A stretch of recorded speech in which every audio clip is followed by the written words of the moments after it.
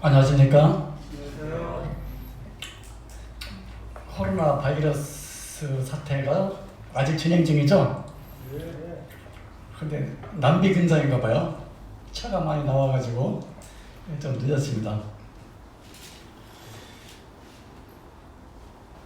그 코로나 바이러스 때문에 제가 좀 생각을 해보니까 참 그게 촉진제가 돼가지고 그 한, 두, 세 가지 일이 너무 이렇게 동시적으로 발생하는 걸 보면서 뭐가 이렇게 준비된 것이 아닌가.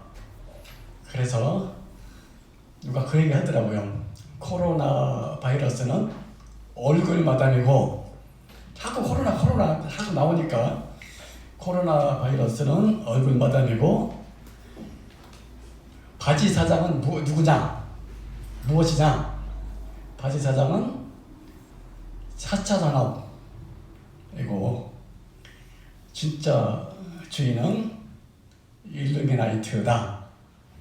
더 파고 들어가면 제수이트, 교황까지 연기되더라고요. 어쨌든 간에 그 한국 교회가 참 핍박을 많이 받고 있습니다. 한 보름 동안에 사회적 거리에 동참하지 못하고 이렇게 예배를 꼭 드려야 되느냐, 온라인 예배도 할 수가 있는데 굳이 그것도 계속 그렇게 하라는 것이 아니고 잠시 동안만 이렇게 거리에 두기를 동참하지 못하느냐. 또 댓글을 보니까 헌금 때문에 그렇다. 헌금 현찰을 받는다 이거죠. 그런 얘기하면서 이제 자동적으로 교회가 이제 비난을 받게 하는 것 같습니다. 누가 그랬죠? 이거 선거 끝나면 교회 좀 손 좀 보겠다. 세금 갖고 손 좀 보겠다. 그래서 선거가 끝났어요. 그것도 공룡 집권당으로 해가지고 어떻게 될지 모르겠습니다. 그렇지 않아도 우리들은 세금 엄청 내는데 교회는 세금 한 푼도 안 낸다. 화가 나죠? 제 법칙이 있어요. 오랑캐는 오랑캐로 이긴다. 자동적으로 왕따를 당하게 해가지고 이제 교회가 미움을 받게 핍박을 받는 것 같습니다. 근데 그 제도권에 있는 한국 교회가 사실 한 200년 사이에 많이 급속도로 성장을 했는데 거기 비결이 뭐냐 연구를 했어요. 외국에 있는 기독교 개신교에서, 물론 이제 제도권에 있는 교회예요. 우리 같은 이제 교회가 말고. 첫째는 11조, 두 번째는 주일 성수, 세 번째는 뭡니까? 목사. 그러니까 목사라 그러면 그 목사 제도도 들어가고 목사의 충성. 그래서 한국 교회가 애영역으로 많이 성장을 했는데 우리는 답을 알고 있죠. 신학교의 원리에 의해서 교회를 세운 것이 아니라 제도, 사람의 생각으로 만들었다. 이렇게 되십니다. 오늘 11조 얘기를 좀 해보겠는데, 우리 옛날 생각을 해보고 말라기서 3장 7절 보겠습니다. 말라기서 3장 7절. 한국 교회가 헌금을 함에 있어서 11조를 얘기하다 보면 구약 성경을 많이 인용을 하는데 대표적인 게 이거예요. 말라기서 3장 7절 다 읽지는 않고 8절 중간에 보면 너희는 나의 것을 도둑질하고도 말하기를 우리가 어떻게 주의 것을 도둑질하였나이까 하도다. 이는 곧 11조와 헌물이라. 그리고 10절 뒷게 보면 나를 시험하여 내가 하늘 문을 열고 너희에게 복을 쌓을 곳이 없도록 붙지 아니하나 보라. 한번 읽어본 그 절이죠? 저도 옛날에 그랬어요. 그래서 이런 거 읽으면서 그 당시에 11조에 대한 부담은 있지만 실제로 그렇게 못했기 때문에 좀 부담감도 있고 죄책감 느낄 뭐 그런 사람도 있을 거고, 또 어떤 분은 뭐 11조를 열심히 했더니 놀랍게 축복을 했다 하는 감정을 이렇게 들을 때마다 나한테 도전이 되고, 아예 그냥 11조와 무관하게 나는 어렵다 뭐 그렇게 살아온 사람도 있을 수도 있습니다. 또 아니면 뭐 우리 유대인이 아니니까 율법하고 관계없으니까 11조는 나하고 관계없다. 뭐 한국교회만 11조가 있다고 그러는데 참 아깝다. 11조 드리는 게 아깝다. 그렇게 하는 분도 있을 겁니다. 그러니까 이제 11조는 구약의 뭐 산물이고 율법을 지키는 사람들이 킥킥 먹은 소리다 그러면은 그 항상 얘기하는 게 있죠. 우리는 11조 드리는 것이 내가 돈보다 하나님을 사랑합니다라는 신앙의 고백이다. 그러니까 11조는 그래도 드려야 된다. 그게 또 논리가 있어요. 율법이 있기 전에 아브라함도 11조 들었다.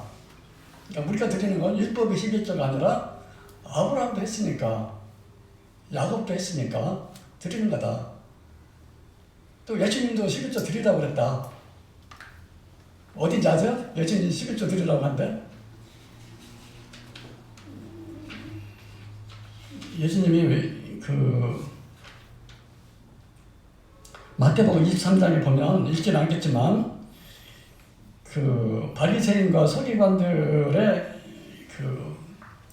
의를 지적하면서 신의를 버리고, 그러니까 이제 이것도 하고 저것도 해야 된다 하는 의미에서 11조를 드리라고 그랬다. 그러니까 11조를 해야 되는 게 맞다. 그리고 심지어는 이런 얘기도 하죠. 록펠러의 그 책도 있더라고요. 11조의 비밀을 안 록펠러 얘기, 그거 아마 우리 모임에서도 어떤 다른 모임에서 아마 그걸로 얘기했던 것 같아요. 록펠러가 어렸을 때부터 어머니의 가르침에 따라서 11조를 들었더니 소규왕, 그러니까 전 세계 소규의 한때는 95%까지를 완전히 갖는 거대한 부자가 되었다. 11조를 어머니한테 배웠다. 그 얘기 들으면 도저히 되잖아요.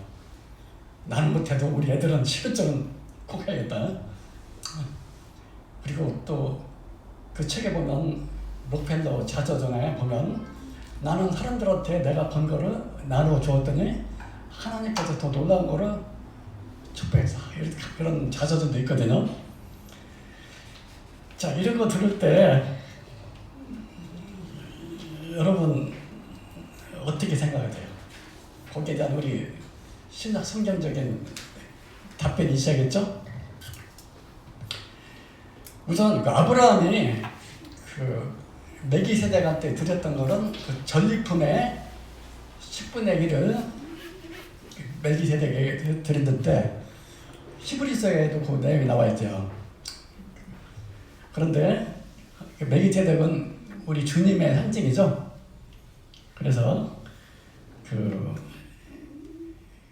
아브라함이 멜기세덱에게 10분의 1을 드린 것은 아브라함으로 대표되는 믿음의 백성인 우리가 더 멜기세덱보다 더 높은 대제사장이신 예수 그리스도에게 섬기고 봉사하는 하나의 예표다라고 이제 히브리서에서 그 논리를 펴고 있는데, 하나님을 섬기는 것은 전체로 섬기는 것이지 10분의 1도 섬기는 게 아닙니다. 그렇죠? 다만 10분의 1을 드림으로 전체에 드린다는 것을 표현하는 뿐이지, 그래서 10분의 1을 대표적 수치라고 하는 겁니다.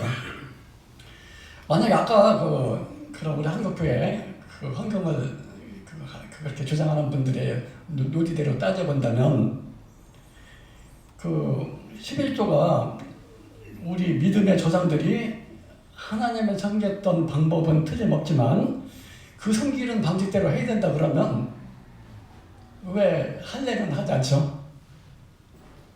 만약에 그렇게 그 모범을 따른다 그러면 할례도 해야 되잖아요. 할례. 근데 할례는 안 하면서 또 11조는 또 얘기 주장을 하거든요. 그리고 또 마태복음에서 예수님이 11조를 하라고 한 어떤 이유가 뭐냐면 그들은 11조를 강조하면서 뭐까지 강조했죠? 채소까지 강조한 거예요. 그 우선을 지적하면서 한 가지고 우리가 알아야 될 게 뭐냐면 예수님 당시에 복음서 시대는 엄밀히 얘기하면 신약 시대가 아니에요. 시작은 언제부터죠?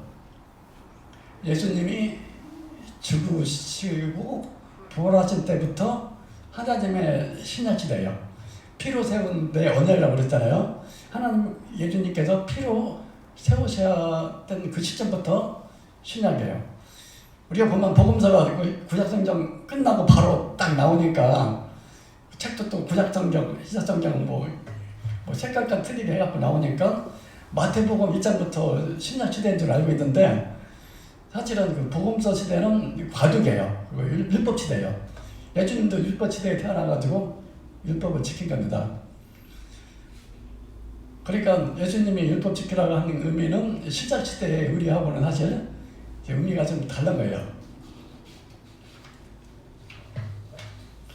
그러면 사실상 구약 시대에는 그러면 어떻게 11조 생활을 했을까 한번 잠깐은 얘기를 해야 신약 시대의 우리하고 이제 좀 연결이 될 것 같습니다. 찾지는 않겠지만 모세 율법 이전에는 이제 아브라함과 야곱이 자발적으로 사실 들었죠. 강요는 안 됐지만 모세 율법에서는 반드시 해야 됐죠. 레위기 20장 3절에 보면 땅의 모든 11조 곧 땅의 씨나 나무 열매의 11조는 주의 것이니 그것은 주께 거룩하니라. 그러니까 이제 장자, 초태생 그 얘기가 많이 나오거든요. 그 10분의 1은 대표성을 얘기하는 거예요. 그래서 애굽을 심판하실 때 유월절 양으로 해서 장자들이 다 구속을 받았잖아요. 장자는 내 것이다 해갖고 하나님께서 장자를 유월절 어린 양이 필요 구속을 했는데 그래서 첫째 거는 하나님 것이라고 받는 거예요. 그런 것이 율법에 반영이 됐습니다. 근데 그런 의미에서 우리 주님이 우리의 11조로서 하나님 앞에 바쳐진 거룩한 헌물입니다. 우리의 11조는 뭐죠? 예수님이세요. 하나님은 예수 그리스도만 받으세요. 우리 거 하나도 안 받아요. 물론 나중에 이제 시작에 우리가 거룩하게 입을 받아서 받지만 처음 시작으로 그 시점을 보면 하나님은 예수 그리스도 것만 받고 우리가 은혜로 예수 그리스도 안에서 우리가 덤으로 그리스도가 드려질 때 그 안에서 우리가 드려진 겁니다. 그리고 사실 구약시대 성도들은 어떻게 10%를 드렸냐면은 11조도 종류가 많아요. 처음 난 거에 10분이 드리는데 1년이 지나면 또 10% 드려요. 1년 거로 해갖고 또 3년마다 지내는 또 11조가 있어요. 3년 지나면은 또 10%. 그거 한번 계산 잘해보세요. 몇 프로인가? 10%. 그러니까 남한테 드린 건 이제 월로 계산하면 그 10%라 치고 1년이라도 10%니까 그것도 이거 또 나눠야겠죠. 3년 지나서 나누고 그러면 저게 1년 지나서 10%가 더해져갖고 20%가 됐죠. 그리고 3년마다 하는 거 대충 따져보면 한 3%. 뭐 3, 4분 그니까 3.3. 그러니까 엄밀히 얘기하면 23%를 해야 내가 정확하게 11조를 제대로 한다고 얘기할 수가 있습니다. 플러스 또 뭐냐? 그 당시에는 그 소출로 들었잖아요. 그래서 드리면은 창고에 싸는데, 그러니까 이제 유대인들은 이렇게 드릴 걸 미리 구분을 해요. 우리는 뭐 해놓고 나중에 하는 게 아니라 유대인들은 미리 딱 나오면 미리 드릴 걸 미리 구분해서 따로 거룩하게 해놓고 이렇게 생활해요. 그러니까 참 경건한 거로 따지면 못 당하죠. 근데 이거를 어떤 사유가 있어가지고 팔을 경우가 생겨요. 시장에. 그러면 이제 팔았다는 건 뭡니까? 현금화 했다는 소리잖아요. 현금화 했을 때에는 20%로 더해서 내야 돼요. 그러니까 5분의 1을 더하라. 그러니까 우리가 뭐 물건으로 드리는 사람 없잖아요. 다 현찰, 현금, 뭐 유동성 자금으로 보내잖아요. 그리고 또 몇 프로예요? 이러면서 우리는 11조 갖고선 앞에서 11조 안 하면 뭐 시험해보라. 록펠러 얘기도 나오고 뭐 믿음에 하나님은 이렇게 믿음을 좋아한다. 하나님을 사랑하지 않느냐. 11조만 강조하니까 건축헌금까지도 하잖아요. 건축헌금도 목사 때 제도 때문에 나온 겁니다.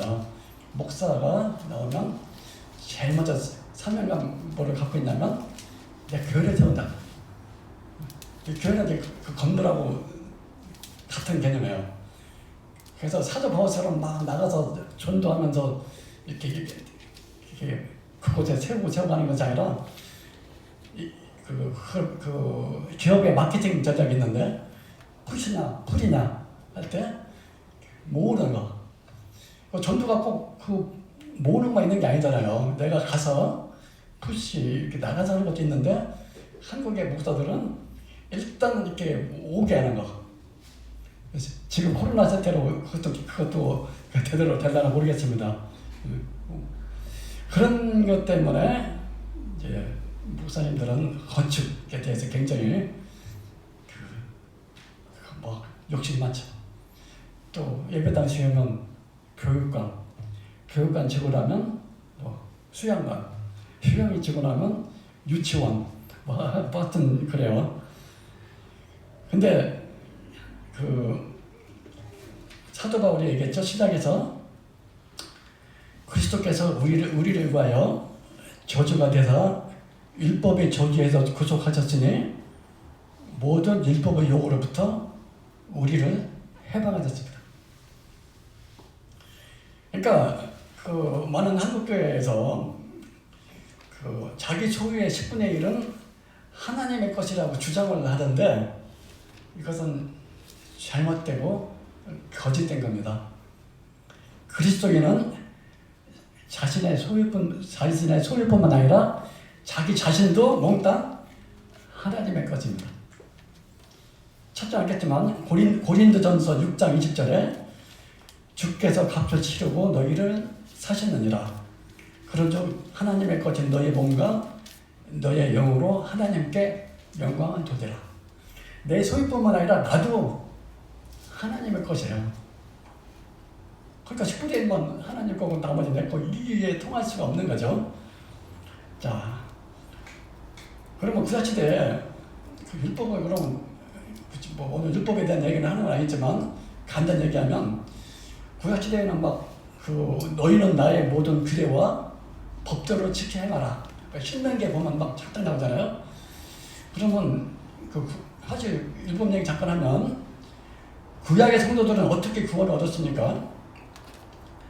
율법을 지켰기 때문에 구원을 얻은 게 아니죠. 예? 만약 그렇게 말하면 그리스도의 죽음을 헛된 걸로 만드는 거죠. 그리스도가 죽지 않고도 구원 받을 수 있다는 논리가 되니까 사도 바울이 분명히 언급을 했습니다. 신구약을 막론하고 구원은 오직 예수 그리스도. 그 당시에는 예수라는 이름이 없었겠지만 하여튼 그리스도의 구속으로 말미암는 거죠. 그러면 왜 율법을 주셨냐 하면 사도 바울이 또 명쾌하게 얘기했잖아요. 몽학선생이라. 율법은 그리스도께로 인도하는 몽학선생이다. 그리고 또 이제 또 구체적으로 또 그 삶에 있어서 또 거룩한 삶을 또 유대인들한테 주신 거예요. 애굽에서 일단 구원을 받았잖아요. 그 유대인 백성들은 거룩하게 하기 위해서 거룩한 삶을 할 수 있도록. 왜냐하면 잠깐 이제 가나안을 가야 되는데 가나안은 완전히 뭐 음란하고 뭐 아주 그렇잖아요. 거기서 너희들이 구체적으로 어떻게 성물된 삶을 할 것이냐 하는 생활 지침도 되면서 가장 기본적인 거는 그 몽학선생 그리스도께로 인도하는 거죠. 그러니까 이제 율법은 크게 두 가지를 뭐 원래 하나지만 두 가지 내용이 뭐냐면 십계명하고 성막. 그죠? 십계명은 우리 시작표대에서 사도 바울이 율법의 존재, 율법은 죽이기만 하고 살리는 기능이 없다 한참 얘기하죠. 성막은 복음이에요. 성막에 가서 살잖아요. 율법과 복음, 십계명과 성막. 성막은 그리스도를 상징하잖아요. 제사장이 있으니까. 그 십계명은 처음에 내려올 때부터 깼잖아요. 못 지키니까. 어쨌든 간에 그 율법은 십계명과 성막에서 성막이니까 복음이죠. 어쨌든 그 율법을 지킴으로써 이제 그리스도를 그림자로서 인도하는 것이 시작 성경에서 이제 뿌려졌죠. 자, 그러면 이제 11조에 대한 이제 율법은 우리가 해방됐다 얘기를 하면 희체가 왔기 때문에 그리스도 안에서 해방됐다 그러면 어떤 사람도 좋아하죠.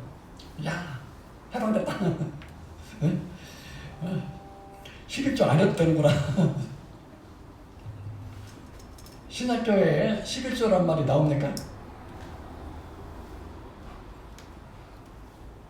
나오긴 나와요. 아까 얘기한 히브리서 나오는데 그거는 이제 아브라함이 이렇게 했다 하는 그래서 구약 성도 얘기하는 거니까 시작교대에서 나온 얘기는 아니고 또 아까 또 복음서에서도 한 8번 정도 나온다는데 복음서는 이제 아직 율법시대고 시작교대 성도들은 11조란 말은 나오지 않지만 어떻게 했느냐? 사도행전 4장에 보니까 읽어드릴게요. 믿는 무리가 한 마음과 한 뜻이 되어 모든 물건을 서로 통용하고 제 재물을 조금이라도 제 것이라 하는 이가 없도다. 쭉 읽다 보면 사도들의 발 앞에 두면 저희가 각 사람의 필요를 따라서 어떻게 했다고요? 나눠줬다. 그리고 좀 많이 교제해야 되지만 오늘 한 가지만 특별히 시작 교제에서 교제하면 고린도전서 16장 한번 보겠습니다. 고린도전서 16장.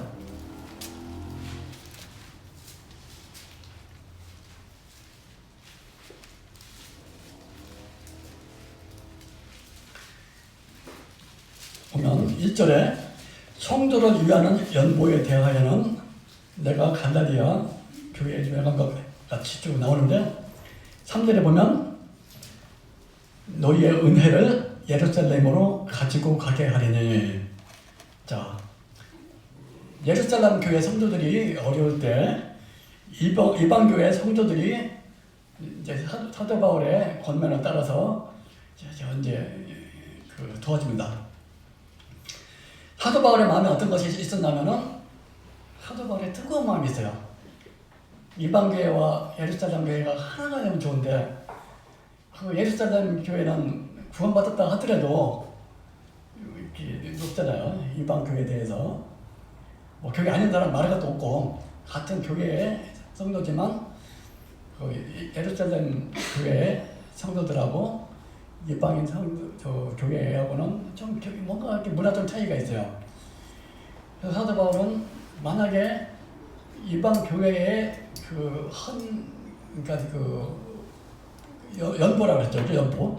연보를 내가 가지고 예루살렘으로 갈 건데 예루살렘 교회가 이걸 받아주기만 하면, 그렇죠?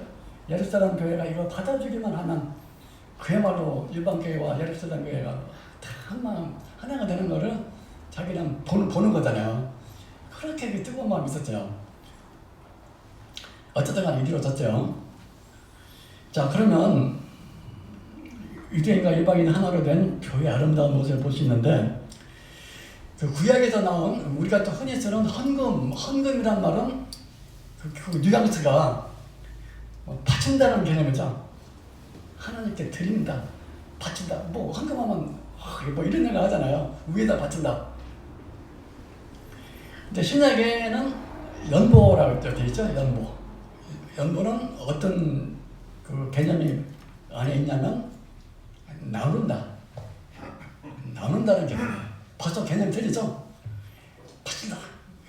하나님 뭐가 부족해서 받겠습니까? 근데 구약에는 그랬죠. 왜냐하면 하나님께 드리는 게 사실 레위 지파를 이제 통해서 주는데 레위 지파는 소유가 없으니까. 근데 신약에서는 연보는 나눈다는 개념이에요. 나눈다는 개념이 뭐예요? 성도를 사랑하는 거죠. 교회는 건물이 아니잖아요.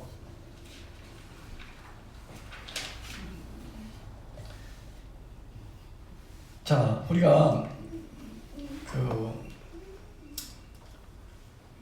교회로 모이는데 우리가 교회로 왜 모입니까? 뭐 여러 분들이 있어요. 뭐 제가 말한 게 답은 아니고 저는 교제, 성도 간의 교제라고 생각을 합니다. 성도 간에 지금 같은 코로나 시대에는 완전히 단절되고 참 어렵죠. 격리되고 앞으로 더 어려울지 모르겠죠.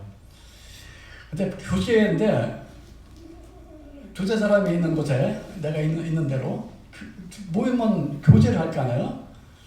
교제할 때 어떻게 교제하겠습니까? 예배드리자. 그죠? 나 혼자 집에서 예배하는데 우리 같이 예배드리자. 교제할 때 그 얘기를 할 거 아니에요. 또 하다못해 애찬할 때도 우리 같이 지나자. 우리 또 교제하는 중에 모였으니까 같이 전도하자. 같이 말씀을 나누자. 이게 다 교제예요. 물론 어떤 분은 교회 모이는 목적이 예배다. 맞아요. 예배가 제일 중요하니까. 근데 저는 교제라고 생각합니다. 교제를 하니까 예배도 되고 애찬도 되고 같이 찬송도 되고 하는 거 아니겠어요? 네? 그렇게 떡과잔도 나누고. 근데 연보는 이제 나누는 거라고 그랬잖아요. 그러면 교회가 뭐 이번 달에 월세도 못 내게 생겼다. 그럼 가만히 있으면 우리 성도님들 없죠. 저 교회 또 모이는데 아까 초대교회처럼 과거와 교회를 살펴보려고 했는데 어느 성도가 굉장히 어렵다. 그것도 가만히 있을 성도님 없잖아요. 어떻게든지 도와주고 싶은 마음. 그렇게 해서 연보에 형제 사랑은 교회 사랑이잖아요. 교회 사랑이 주님 사랑이고. 그러면 연보를 얼마큼 하느냐? 그 답이 나와 있어요. 오늘 요거에 이제 제 결론인데 고린도후서 9장입니다. 고린도후서 9장에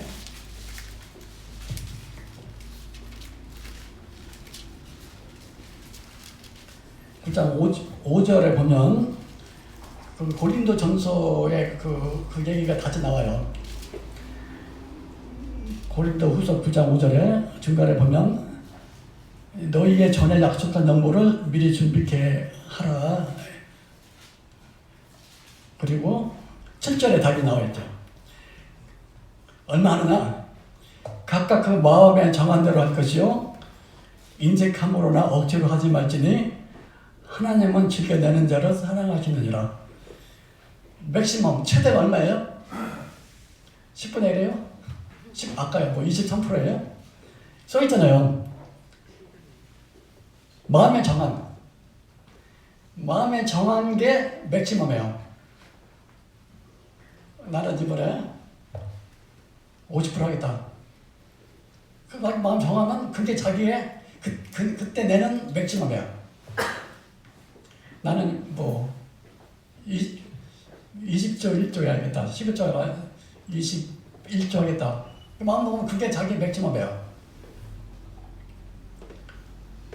나는 11조대로 10분의 1을 하겠다. 그렇게 할 수도 있어요. 뭐 율법에서 그렇게 했으니까 나도 그렇게 하겠다. 뭐 율법 지킨다는 소리가 아니라 다시 찾아보세요. 디모데전서 1장 8절에 보면 사람이 율법을 법있게 쓰면 율법은 선한 것인 줄 우리가 아노라 되죠. 율법하고 그리스도의 법하고는 워낙 차이가 뭐 수준이 자체 틀리지만 그래도 율법도 법있게 내가 그렇게 한번 해보겠다. 지키면 그것도 유용하다는 뜻이에요. 그러니까 나도 11조 강제조항, 강제로 의무적으로 했잖아요. 그건 아니지만 내 마음으로 한번 10분의 1 한번 해보겠다. 애들에게도 한번 가르쳐 보겠다. 그렇게 하면 그게 자기의 마음에 정한 것이 되는 거예요. 그러면 최대는 정했는데 그럼 최소는 얼마큼 하느냐? 최소도 나와 있어요. 최소 보면 7절에 보면 인색함으로나 억지로 하지 말라. 최소 그거예요. 인색하지 말고 억지로 하지만 않으면 돼요. 그러니까 맥시멈하고 미니멈 사이에서 자기가 자유롭게 내면 됩니다. 그게 그 연보의 시작교에 가르쳐 준 거예요. 근데 여기 중요한 게 뭐냐면 6절에 이것이 곧 적게 심는 자는 적게 거두고 많이 거두는 자는 많이 거둔다. 사도 바울이 연보하는 거를 뭐로 비교했냐면 씨 뿌리는 걸로 비교했어요. 너희들 연보하는 거 헛된 게 아니라 씨 뿌리는 거. 언제 거둬요? 씨는? 지금 걷는 게 아니에요. 장래 언제 걷습니까? 주님이 오실 때. 그래서 아까 그 생각 들더라고요. 목표도 얘기했지만 현대에 와가지고 뭐 그 석유왕 된 거 아닌 것 같다. 참 들더라고요. 뭐 그렇지 않은 분도 있겠지만 록펠러가 그 개인적 삶을 보면 나쁜 일을 많이 했대요. 그 독점 과정에서 자본가가 뭔가를 보여준 적이 있어요. 자기 자서전에 많은 사람 도와줬다는 것도 워낙 악평이 높으니까 자선단체를 해갖고 하라고 누가 선전을 하는 사람 유명한 선전 교수 불러다가 초빙해갖고 방법 배운 거예요. 어쨌든 간에 제가 보기에 현세에서 상급을 받으면 이미 자기 상을 받았느냐 분명히 말씀하셨거든요. 그래서 그 씨 뿌리는 비유로 했기 때문에 우리 어린이들한테 교육할 때에는 11조는 뭐 써도 좋지만 보화를 하늘에 쌓아라. 좋잖아요. 그거. 보화를 하늘에 쌓아라. 거기 녹도 들지 않고 종도 먹지 않고 그런 걸 해갖고 하는 게 좋을 것 같습니다. 그리고 이제 사실 제가 헌금보다는 그리스도인의 상의 보상에 대해서 좀 더 많은 얘기를 하려고 그랬는데 일단 오늘은 헌금까지만 얘기해야 될 것 같습니다. 전에 우리 성진들이 이 땅에서 씨를 뿌리고 뭐 재물로 하든 또 어떤 봉사를 하든 은사로 섬긴 거는 절대로 잊어버리잖아요. 그 계시록 맨 마지막에 나오잖아요. 내가 너희에게 줄 상이 있어. 내가 쏟겨리라. 그러니까 우리 성도의 답변이 뭐였습니까? 어서 없어. 어서 없어. 주님께서는 그 씨를 뿌린 열매를 보고 싶어요. 심지어는 어떤 분이 그랬대요. 아, 나는 씨 뿌린 것도 없고 전도 한 명도 안 하고 아, 철폐다.